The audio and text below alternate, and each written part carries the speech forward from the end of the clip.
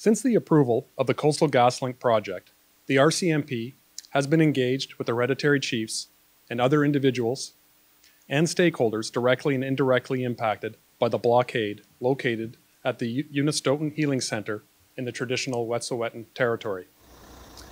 We had hoped, through the RCMP's Division Liaison Team and Indigenous Policing Section, the terms of the injunction order would be met through dialogue and the need for enforcement would not be required. After the injunction order was issued, a second blockade was erected on the forestry road.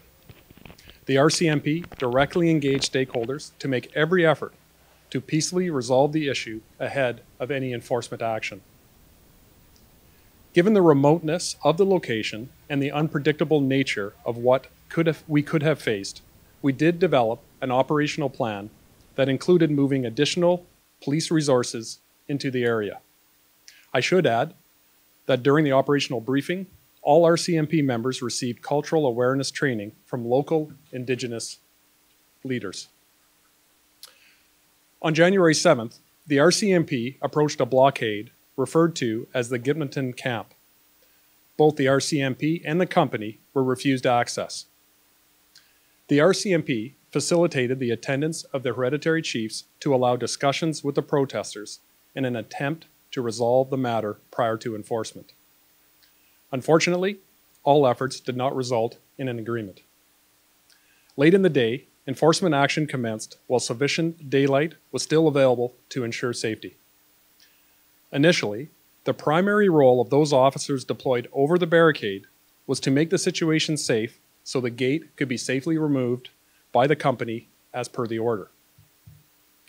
The situation was challenging. The protesters' reaction to the police ranged from passive resistance to active resistance to actual assaultive behavior.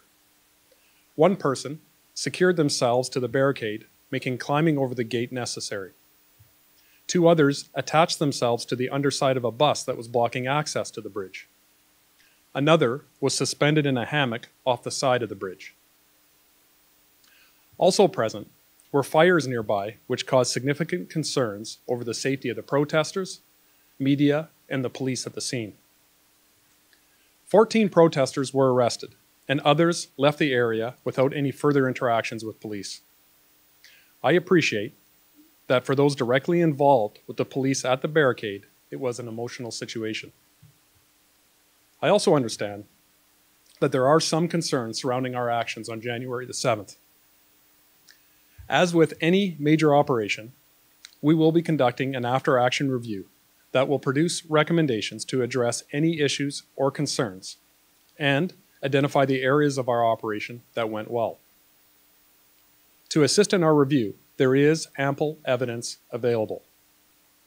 This includes the use of body-worn cameras, drone and helicopter video recorded by our forensic ident personnel, and that video which is publicly available already.